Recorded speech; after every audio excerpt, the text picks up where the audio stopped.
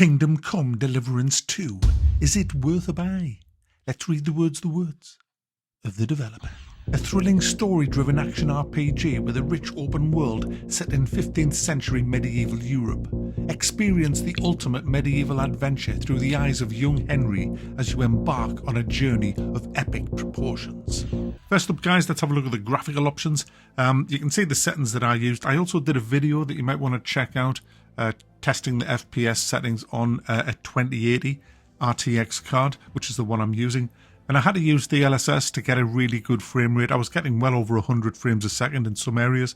I locked it at 60 frames a second with VSync, and I had pretty much no frame drops at all. There was one area that I did have a few frame drops, but that was it. In the cities, I was fine. I was holding 60 frames a second, no problem at all. The game's very well optimized.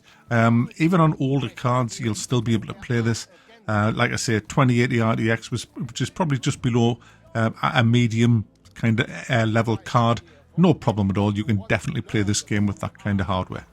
First up, guys, let's quickly address the walk. I don't want to give it more than like a minute or so because there's nothing. It's just bollocks. Essentially, Henry in an RPG makes decisions. Shock horror. Okay, I'm 57 hours into the game, and I have never seen any gay sex in this game. Well, I haven't even seen any gay anything in this game. Like, not even a kiss. Nothing. I've had one guy in 57 fucking hours who I chatted to at a buffet thing, and he says, "Do you fancy going for a drink?" And I says, "No, I prefer drinking with ladies." And he says, "Okay, that's right." Now, there's a meltdown over stuff like that. It happened once, and I know from the devs it happens one more time much later on in the game, where you can say nice things to a certain person in the game, or choose not to say nice things to that certain person in the game. If you say all the right nice things, you'll get to see a kiss. That's it. And people are crying. I've had my channel attacked because I said it's a nothing burger. I've had videos made about me slagging me off because of that in an RPG. My goodness, guys, talk about snowflakes. But that's it. And I've been around the huge city, and I didn't see a single black person in it. It was all white people. There's the footage. Me riding around.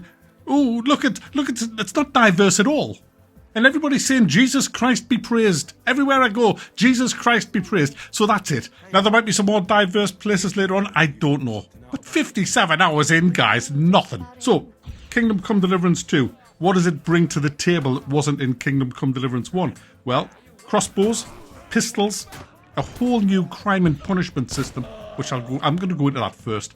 The crime and punishment system in this is fantastic. So it works like this. When a crime is committed, there's an investigation happens. You will see this represented by a rabbit at the top of the screen with a magnifying glass saying that he's searching. He's all the icons that you have to watch out for. There's a lot of range in this, so you have to kind of know what these mean, because you'll need to know when to get the hell out of Dodge. Now, if people do recognize you as the perpetrator, so if you were seen and the person got away, they'll tell people, and you're in deep, deep shit. You can bribe the guards, and you can sometimes get away with it. You can pay a fine on the spot, you hand back any stolen goods, plus a fine, and you walk away scot-free. If you try and fight, and you kill a few, like I've done, and then I have to surrender or die, then it's a whole lot worse. You can be executed, you can be flogged, you can be put in the stocks. There's a shit ton of punishment available for young Henry there. So be careful if you're going to set off on a life of crime. There is major consequences. Speaking of consequences, pretty much everything you do in the game has consequences. People will like you, people will hate you, entire villages will hate you if you do things wrong. You can big up and talk big words with charisma settings and get everybody to kind of like you. The way you dress has a massive impact on that. You can walk in covered in mud with shit clothes on and people will say, "Piss off. You know, I don't want your type around here." If you walk in there as a noble with nice clothes on, all clean, they'll all be like, "Oh, hello, sir. Come on in, sir. 3 bags full, sir." That's how the game works. It's the same in combat. If you look ferocious, if you're like covered in blood, look like an axe-wielding homicidal maniac, people will shit themselves. If you make your horse go up in the air, they'll shit themselves because they'll say, "Who is this man?" And there's loads of perks that you can put into all of this. The game is the same as the first one. The more you do shit, the better you get at it. It's as simple as that. You'll start off shit at most things, so you have to practice. Practice the combos, practice everything you can and level up all of the abilities, and that will give you perk points. Your perk points are fantastic. It's been overhauled from the first one. You got some really good ones in this one. And the combat has changed. Let's have a quick I don't want to go into depth with any of these things because there'll be loads of hugely long reviews. I want to get into the best part of what I think is the game in this review, which I'll come to in a second. But let's have a quick look at the combat. They've made it way easier for a mouse and keyboard. I struggled in the first one hitting the bottom left, bottom right angles. So now they've took them completely out of the combat. What you have now is if you pull your mouse down to the bottom, you just do a forward thrust.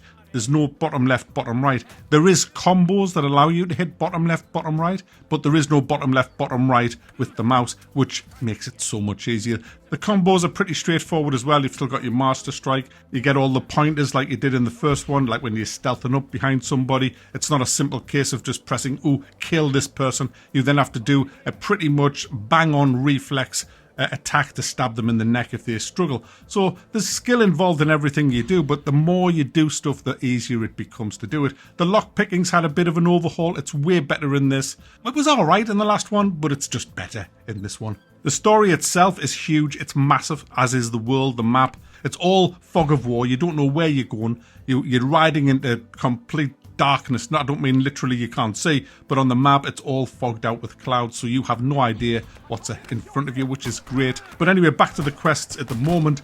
There's a lot of quests in this game, tons of side quests, quite a few of the main quests. You're basically Hans Capon's bodyguard, and you're trying to prevent a war. I'm not going to spoil it for you. There's a lot of twists and turns and backstabbing goes on. And the story itself is intriguing, but there is a better story in this game. It's the story of a man who, wherever he goes, leaves a trail of death, destruction, war, and tears. Some say he even murdered a whole village, spared nobody, robbed everything, even killed the animals. This man is known as Mad Mac, and he doesn't care about the war. He doesn't care who wins or who loses. He spends his life in the darkness, in his blacked out outfit that looks ridiculous. And when everybody goes to bed, he follows them home and murders them. Takes their keys and loots everything from them. He sneaks into castles, into fortresses. Nowhere is safe from Mad Mac. He'll stab a priest in the neck as much as look at him, as long as he's got groschen to be robbed of. His entire armour set is built on the blood of innocents. No one is safe from Mad Mac. And guys, that is why this game is the best RPG that I've ever played. It allows you to do whatever you want. You see, coming back to the woke stuff, Henry, by default, isn't gay. You have to literally go out of your way to make him gay. And also, Henry, by default, isn't a psychopathic, murdering, whoring bastard. I just turned him into that. That's what an RPG is. And Kingdom Come Deliverance 2 allows you to be whatever the hell you want to be. And there's not many games do that. And that's why this is easily going to be Game of the Year. It goes against the mainstream. I get that. They'll not want this Game of the Year because there's so much whoring. Women get treated like shit. There's loads of sexism in this game. Some of the stuff that you do, I'm like, F me, that was a bit. It's just brutal, this game. Nobody has any respect for anybody in this game. It's just absolutely brutal. And so it's going to offend people. But get offended. Nothing happens. Just be offended. Lots of people are offended on the right, as you've seen on the forums, and a lot of people are offended on the... Look, they're damned if they do, they're damned if they don't. But at the end of the day, they've made a fucking great game that I am loving. 57 hours in, not woke, totally brutal. It's just a great game. I am just lost in this game, this world, just doing what I want. In fact, when I get into some of the big quests where I'm kind of tied to the quest for maybe an hour or so, and some of the quests are huge. I've been tortured, I've been battered, I've been in the stocks, I've had all kinds of shit done to us, I've been thrown off a cliff. There was one quest where I'm not going to tell you much about it, in fact I'm not going to spoil any of it, but I ended up creeping through a forest trying to escape, half dead. I could hardly move. I was in a right state, I had lots of debuffs on me. It's just freaking brutal, guys. But when you come out of all of that and you're back into the free world, that's the best part of the game for me. It's not the story. The best story is the story you make for yourself. And this game gives you all the tools to make a fantastic story. As I mentioned earlier, the progression is great in this, especially in the professions as well. You've got your alchemy, you've got your blacksmithing. I love the blacksmithing, absolutely love it, and I've been heavily involved in the blacksmithing. There's some great perks that allow the blacksmithing gear to be the best in the game. Alchemy-wise, I just don't even do it. I mean, I had to do it as part of the quest, but I mean, it's something that I don't really like in these kind of games. I don't really want to have magic potions and shit. That makes it a fantasy game. I'm just making sure the game that I play is purely medieval, and as a result, I'm not using any alchemy whatsoever or potions that I get, unless I actually have to as part of a quest chain. Blacksmithing though, absolutely loving it. It's really good fun. You get different quality of items as well. And it's nice just scavenging around for the gear, stealing it in other words, and then making yourself a really good piece of gear out of it. Now, before I end, there are bugs in this game. I want to talk about the bugs. And it's the bugs that have stopped giving me this a near perfect score. It's a shame that some of the cutscenes have aesthetic problems. You'll see people walking through each other and that. Not very often, but I've seen it in about 3 cutscenes. People inside of each other blocking doorways. I've seen that 3 times. I've seen a floating inkwell in the scribe's quarters in the fortress. Stuff like that. But there's one bug that is really bad, and I was so fucking angry at it. The game often in the main quests has you captured and you're stripped of all your gear, and you end up getting your gear back, obviously. But when I went to get my gear back, there was some items missing. I bought this chest armor. It was really nice, and I sold my old shitty repaired armor. And it was about 4 hours or 5. No, it was more than that. It was probably about 10 hours later in the game I got captured, and it gave me my shitty armor back and fucking stole my good armor. So that's happened to me twice now. So I've lost half a set of armor to that. So that needs fixing. Other than that, it's been pretty much bug free. There's some dodgy voiceovers that aren't done great, but the vast majority are done well. Overall, the game has been fantastic. I reckon for me to finish the game will take about 200 hours, simply because I am I'm more involved in my own adventure than I am the actual quests. And I'll be continuing on that. And I'm so pleased my review's out now, because I don't have to feel that I have to push forward into the quest line as fast. I've missed a lot of stuff, so I'm going back, and there's lots of people that need murdering back. So there you go, guys. It's a fantastic game. And look, I've even got my own house right next door to the local boozer. It doesn't get better than this. I got me horse. I've got me dog, Mutt. Yeah, right, Mutt. And I've got me wonderful house. I'll show you around, guys. It's look at this. Look at this. This is all my new house. This is my bedroom.